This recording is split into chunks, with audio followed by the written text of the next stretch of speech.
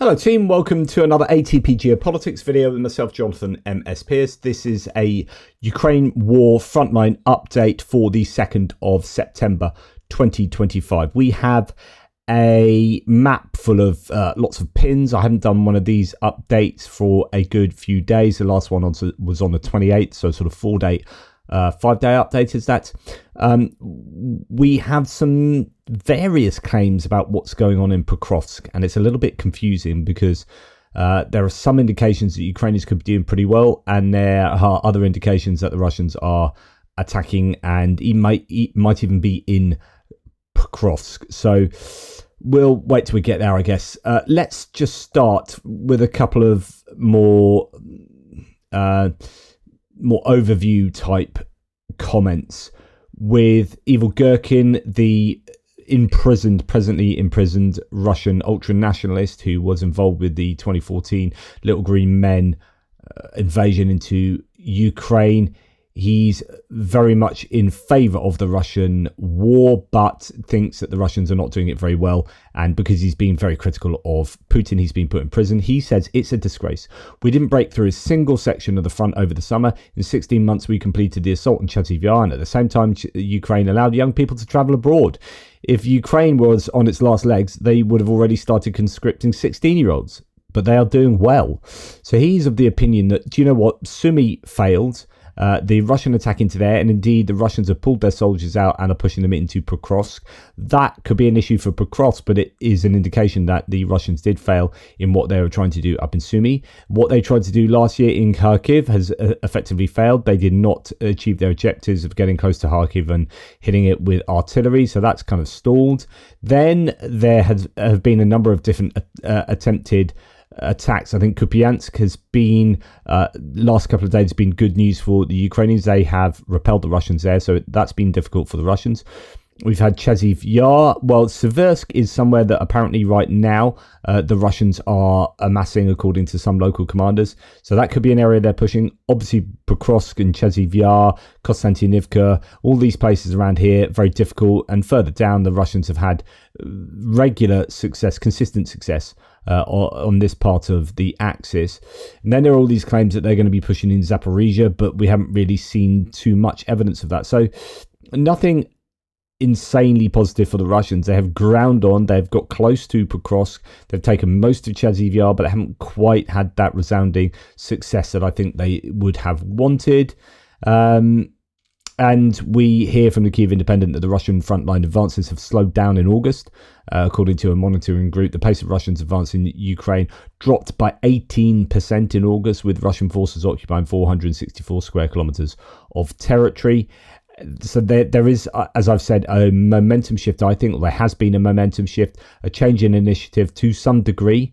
The Russians have had to react to the Ukrainians. So the fact that they have pulled troops out of Sumy to push them into Prokrovsk is a reaction to what the Ukrainians have been on the edge of possibly succeeding with down in Prokrovsk. So that is a change of initiative, I feel, where the Russians are having to react to the Ukrainians.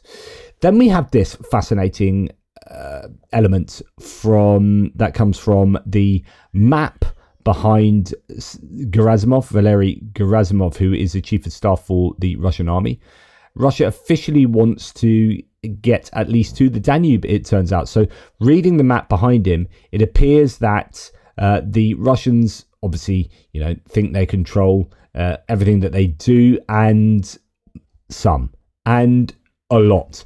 So it appears that their objectives, at least, not that they control it now, but they want an awful lot more. Their objectives are to go right up to the Romanian border, to take that land corridor right across the north of the Black Sea. And this is unsurprising. You would have thought that the Russians would have wanted to do this because it is so valuable to the Ukrainians. If you denied them access to the coastline here, you deny them all of the ports. You've got Mykolaiv, you've got Odessa, you've got the Danube ports of Ishmael, and others there. This is incredibly important land for the Ukrainians, and so the Russians would definitely want to take that. It's a zero-sum game. The Ukrainians would lose that, the Russians would gain it. The Ukrainians would lose the export ability, the Russians would gain it. So that's incredibly economically important, and you would think that them having a map that shows a very clear intention of taking that land, it should be a signal to the American Trump administration that they're not interested in peace. So that was really significant. Right, we're going to go now to Kupiansk. So, actually, before we go to Kupiansk, it's worth popping in, although we'll do it rather quickly because actually there hasn't really been much news coming from Sumy. Claims from Suryat maps that the Ukrainians have indeed pushed the Russians back at Basilivka. This is kind of about 2 weeks now overdue. The Ukrainians took this back some time ago. As we know with Suryat maps, he's very slow to adapt to Ukrainian advances, very quick to adapt to Russian advances, and claims that the Russians are pushing back further to the east of Basilivka, only marginally near the border there. But other than that, no real change for both the mappers there. And as we come down past the Kharkiv sectors, no changes there, at least the ones coming south from the Belgorod border. But we do have this significant change in Kupiansk. So Kupiansk is right at the top of this northeastern axis, going from Kupiansk to Svatova to Kreminna. And it looks like the Ukrainians have been successful in pushing the Russians back. Both mappers here. So remember, these pins signify where the previous Russian defensive lines were. So for Suryat maps, a pro-Russian mapper, he has the Russian defensive line being all the way down here, having pushed right down to the west of Kupiansk. Andrew Perpetua actually had a pretty similar map there, both of them showing that the Russians have been pushed back. Andrew Perpetua much more than Suryat map. So Andrew Perpetua says that all of this area here is actually at least grey zone, if not Ukrainian control, but likely grey zone. Suryat map still has the Russians in control of this polygon over here, so all of this land in orange. Okay, let's find out a little more detail about what happened here.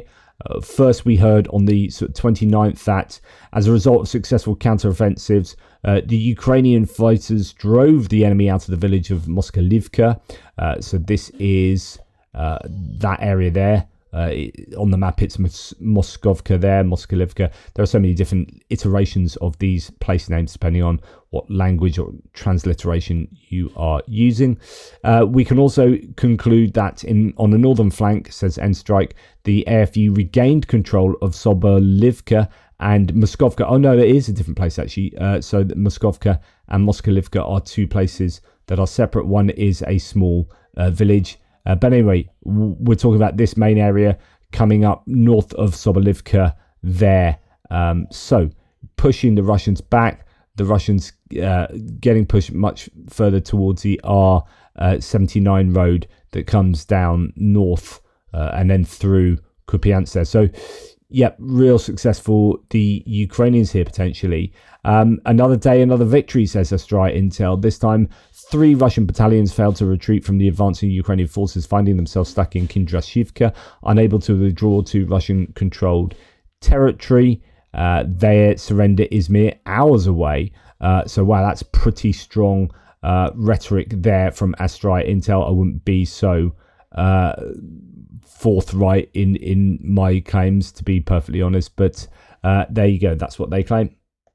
So what we have on my map here is Kindrashivka up here, Kalyonve there, Radkivka, Holubivka. This whole area here is also called Myrna, annoyingly, because there are like 3 different Myrnas where there are battles along the front lines, 4 actually, I think, and then Solobivka down there. So that should just give you an idea. When you look at a map like this, it looks very different here with the Ukrainians just south of Kindrashivka, having pushed right back to there. Of course, Suryat maps doesn't have that. Suryat maps has the Russians fully in control of this whole area. Andrew Perpetua has the Russians right back here. So that is much more, Andrew Perpetua is much more in line with this map, with actually the Russians now pushed back beyond this road, according to Andrew Perpetua. And that subsequently happened here. Good news, Ukraine, says Ukrainian squad. Officially, Ukrainian Defense Forces liberated the village of Myrna near Kupiansk. So that's this area to the south here, essentially. So this is kind of Myrna there, Moskovka, Myrna. Variously, the sources are saying that Ukrainians are pushing Russians back. Surya Maps here is very much more charitable to the Russians and still remains so, even though they admit that the Russians have been pushed back there.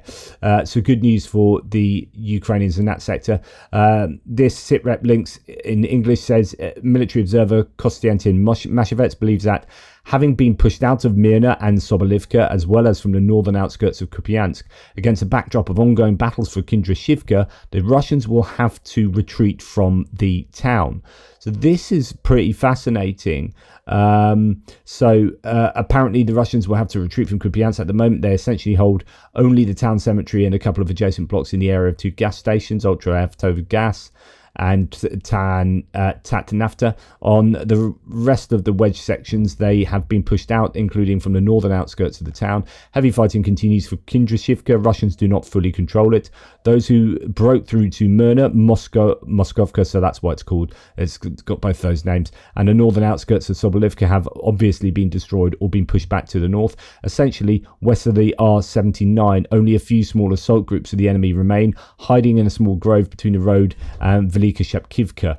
So this is to say that the Russians have been pushed out of anywhere south of this road that comes down there. So everything that Surat Map says here is just not correct. There might be a couple of straggling groups, I don't know, somewhere like in these wooded areas, but essentially they've been pushed out.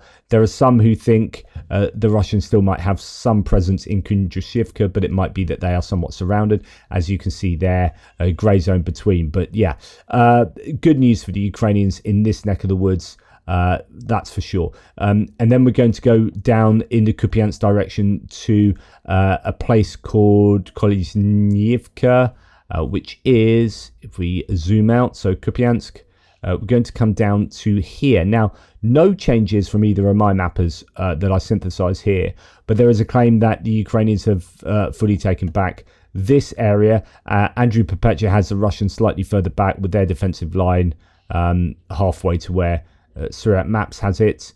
But anyway, we have them, the Ukrainians possibly pushing the Russians right back essentially to here. That all of this has been retaken by the Ukrainians, and that I think was fairly recent. It's the 29th actually.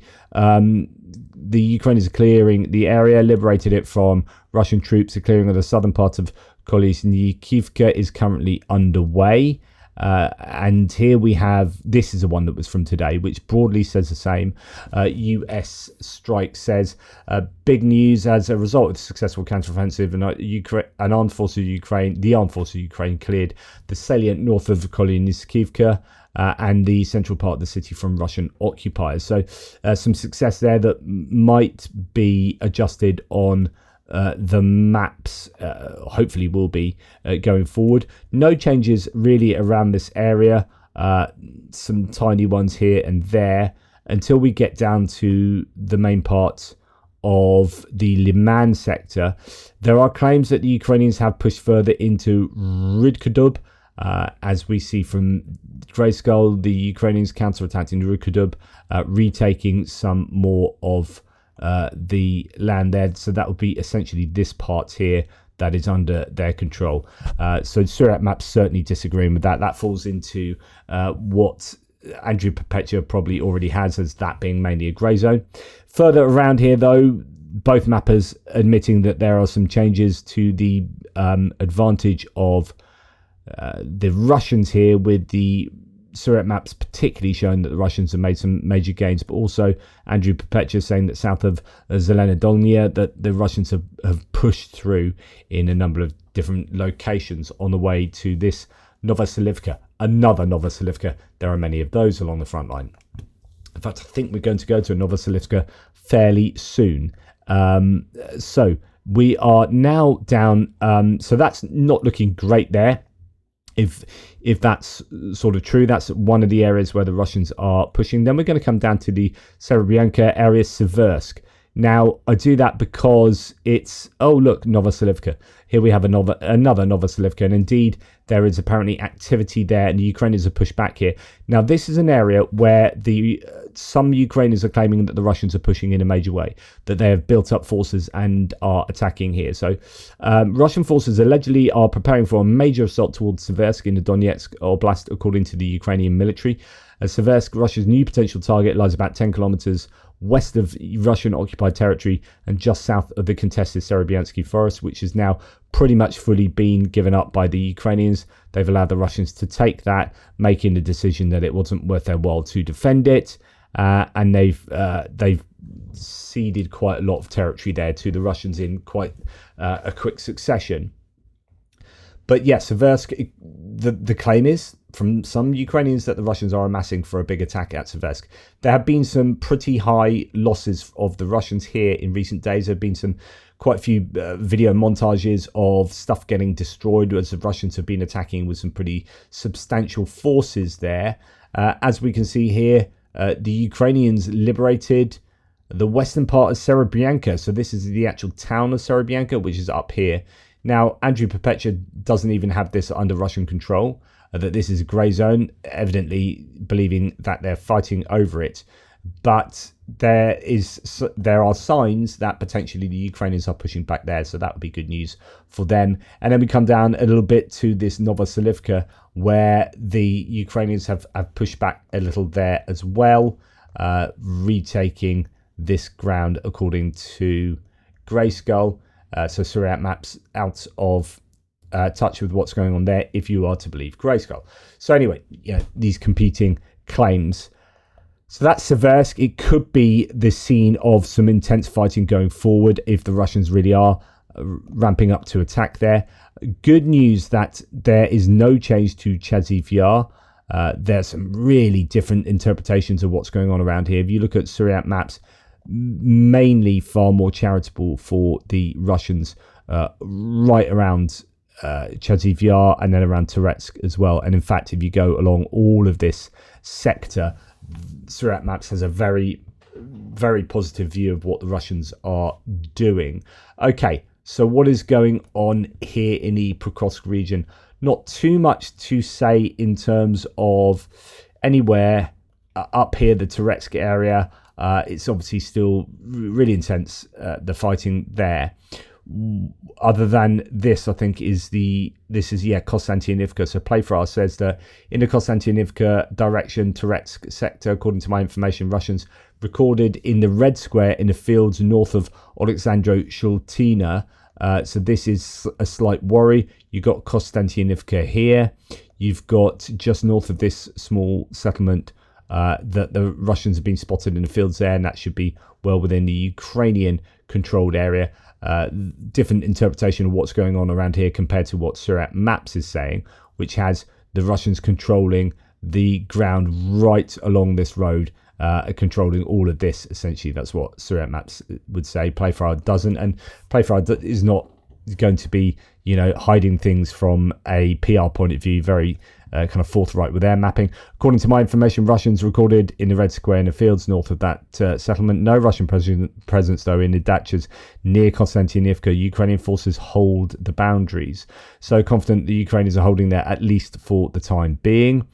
Just in general, though, this whole sector has seen, particularly Dobropillia, where some are worried that the Russians are really going to be pushing here because they've received a lot of their units from Sumy down to this sector, and some of those are supposed to be crack units like the 155th Naval Infantry Brigade, but they've had an absolute pasting even getting to this sector.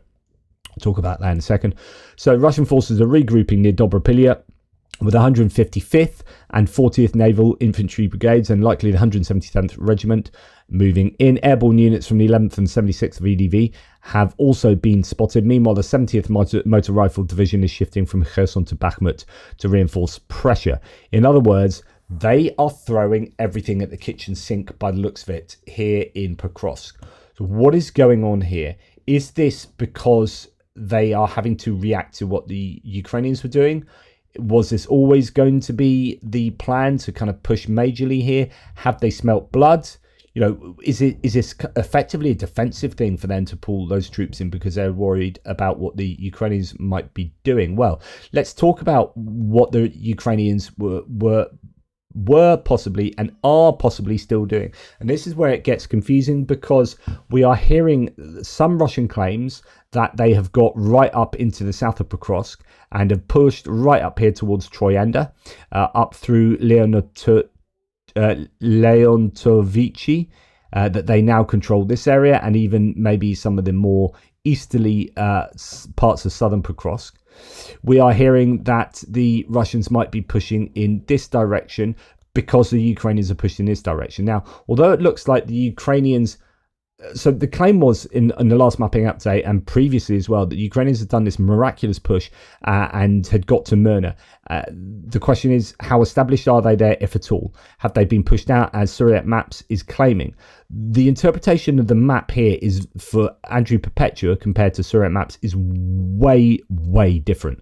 I mean, look at the difference here. So Andrew Perpetua has the Russians pushed right back here and not controlling any of this land in this northern sector where they had these deep reconnaissance groups. Syriac Maps just woefully unready to admit that the Russians might have been pushed back here. But the question is, do the Ukrainians have their tails up and the wind behind their sails?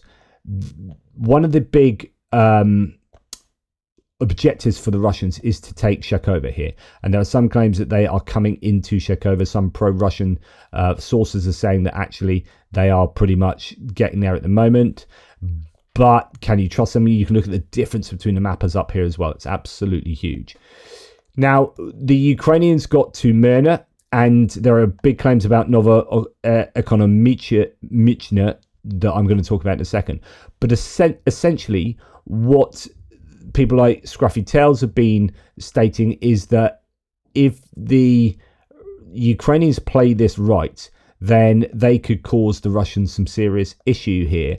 And getting into Myrna, which is just there, another Myrna, and if they take Novoekonomichne, excuse my pronunciation there. So essentially, if they got this land here and got across this road, very important that that road that comes up there, they take control of so they can start supplying the troops that might be in Myrna. If they can get a foothold that is established here, then possibly they can kind of push down from this direction as well, push up from this direction, and then suddenly they've cut off an absolute ton of Russian troops. And that would be a major coup. This is what Scruffy Tails on his mapping channel jokingly calls Operation Hopium. I think it is Operation Hopium Copium.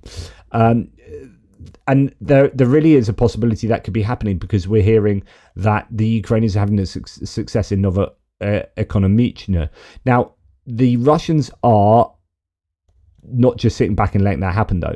And as you would expect, they're going to want to stop that because it could be an absolute disaster. So there are claims that the Russians have brought troops in, as you've heard, from both Sumy up in the north and Kherson down in the southwest, and are throwing them, including VDV and naval infantry brigades. So those are paratroopers and marines brought into here to try and stop that. So when we look at this, you can see that they are piling in a whole bunch of new troops to try and stop that from happening and maybe reverse their fortunes here and continue that attack. What Scruffy Tails often says is that people got a bit carried away talking too much about what the Russians were able to achieve in the north of this area, where they got all the way up to Zloty Kolodiaz and up here, right? So they got up here and everyone's like, that's way behind enemy lines, and they'd really reached the trench lines that were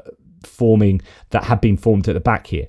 And it was a problem, right? But he said a lot of people weren't talking about what they were also doing at the same time, is they were going this way. And actually, this is far more dangerous for Prokrovsk. So you cut this, you interdict this supply line, and this one, being probably under fire control. That leaves you just a very small neck of the cauldron here, which would then be under fire control.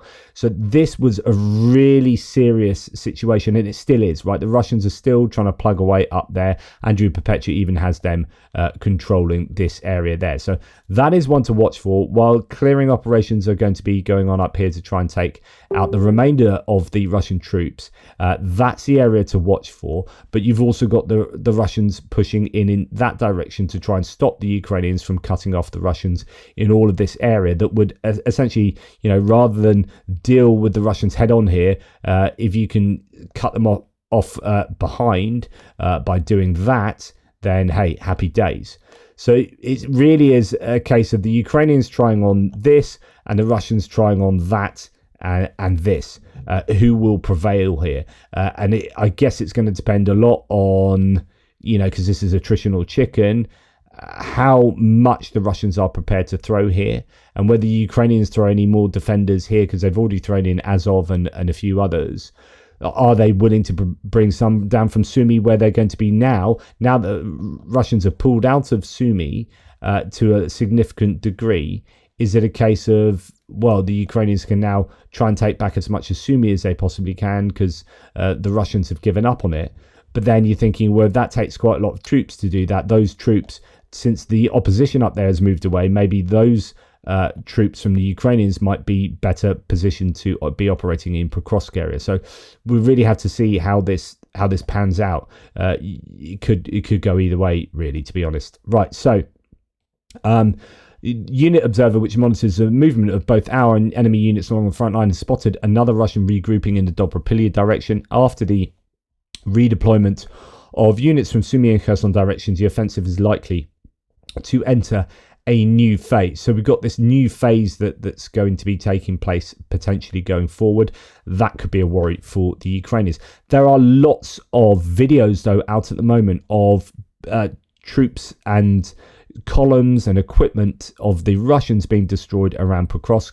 We've got HIMARS operating and FPV drones operating in unison here. We've got from yesterday Ukrainian drones targeting and destroying Russian assault columns on the Prokrovsk axis with HIMARS and FPVs. Some claiming that they took out 50 to 100 personnel and 7 pieces of heavy equipment in one Russian foray there. So it could be that the Russians are losing quite a bit of kit and personnel here, that the Ukrainians are not just using their troops, they've got HIMARS active, and both sides are going to be trying to use, I presume, guided glide bombs, although I haven't seen so much in terms of the Ukrainians using guided glide bombs around here. We've seen that up in Chaziv Yar, Bakhmut actually, a few times, Solidar direction.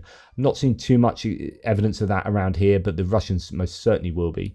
So anyway, the evidence of the Ukrainians being at least somewhat in control of Novoekonomichne in Donetsk is from video evidence, hanging the old flags as both sides are wont to do.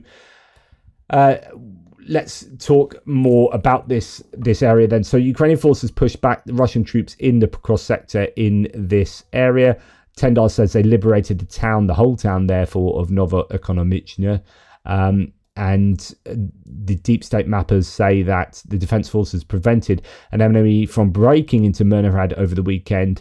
MTLBs will hit third ventilation shaft of the Kapitalna mine, another BBM west of the Sinyensky reservoir. The Russians try to bypass. So this is in the area we're talking about. So this is why I'm saying it's really confusing, because while many are saying that the Ukrainians have basically taken full control, some are saying, others less so, others saying it's contested, but some are saying that the Ukrainians have taken full control of Novoekonomichne there. So excellent, that's good news, well done Ukraine. And then others are saying that the Russians are over here, right? That kind of area sort of heading towards Myrnohrad. So it's a real confusing set of claims going on, it has to be said. So deep state talking about that here with that map. So this is kind of, I guess, summed up by Poulet-Vallon, who's a French mapper here, saying that, so the Ukrainians are looking pretty good in the Novoekonomichne area, but actually north of there and south of there, the Russians are attacking. They're also attacking into the southern parts of Prokrovsk. They're also doing exactly what I was saying earlier on, which is moving towards this road to interdict it up here. This is the Rodinska area that they've been attacking for some time now.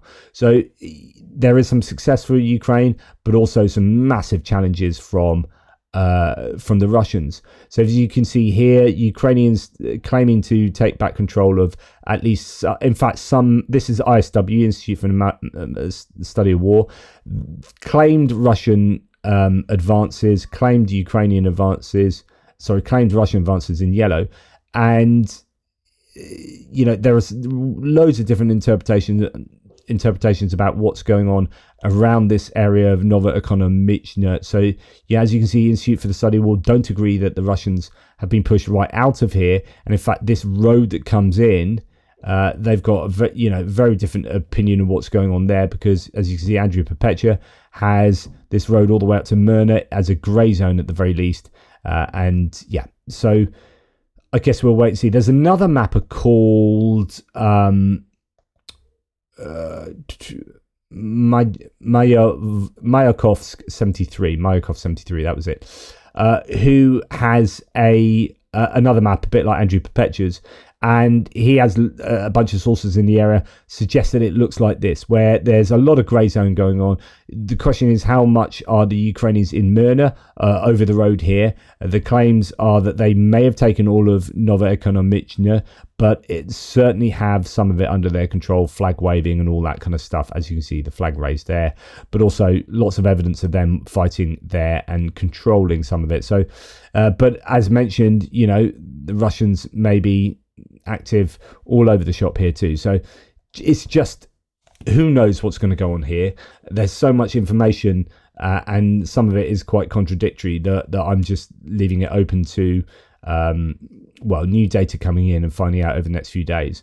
So Max 25 here, I think this is from a Russian source saying that Russia is throwing its main forces into Prokrovsk, not deep reconnaissance groups as before. They're looking for weaknesses in the private sector and are gradually advancing towards a railway station. So then we're going back to the claims that the Russians are indeed in the south of Prokrovsk, and they're using the main forces to do that, not just deep reconnaissance groups. So definitely something for the Ukrainians to worry about. General Staff, though, have claimed that they've cleared the village of Udachne, which is interesting because this then shows success for the Ukrainians. This is the village that has swapped hands a number of times. Surat Maps is claiming that the Russians have actually taken control of it. The evidence suggests otherwise, as there's video evidence of the Ukrainians freely kind of standing around with flags there in that southwestern Prokrovsk settlement. So that's Udachne, that's along this railway line. They've been fighting over Kotlina and Udachne for a long time, and it has swapped hands a number of times, so that could well be now back in Ukrainian hands. Okay, and that's where kind of the last of my sources end. There are claims that the Ukrainians have pushed back the Russians in the Dachne area.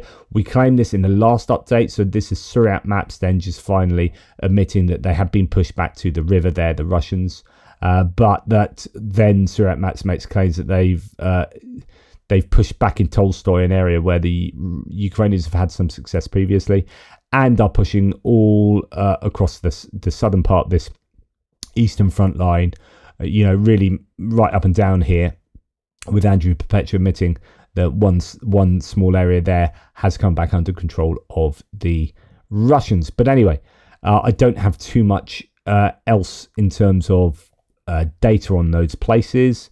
Kamyanska, according to Surat Maps again, the Russians pushing up into Plavny, as we'd seen before. There's a lot of fighting going on along the shores, what would have been the shores of the Zaporizhia reservoir, but it's now kind of somewhat drier than that. As you can see when you zoom out, that's what it looks like now.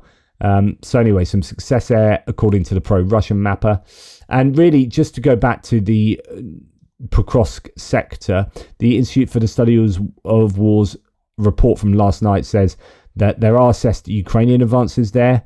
So geolocated footage published on September the 1st indicates that the Ukrainian forces recently advanced in Novoekonomichne, but there are unconfirmed claims going the other way of the Russians advancing in a number of places as well. And then likewise, unconfirmed claims for the Ukrainians too. So, yeah, it's all happening in the Prokrovsk area. So that's a frontline update for me. We'll keep a close eye on Prokrovsk because,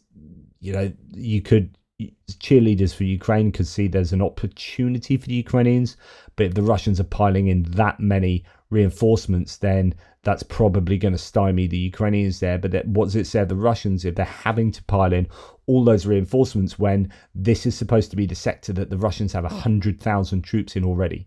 And if they're now having to pile in a whole bunch of other forces as reinforcements, then that suggests that the Russians aren't really as strong here as they should be, or as the Russians might have claimed they were. And then what does it say about their offensive intentions? Or is that a defensive ploy to stop the Ukrainians from gathering momentum in the area? Anyway, that's enough from me. Take care, and I'll speak to you soon.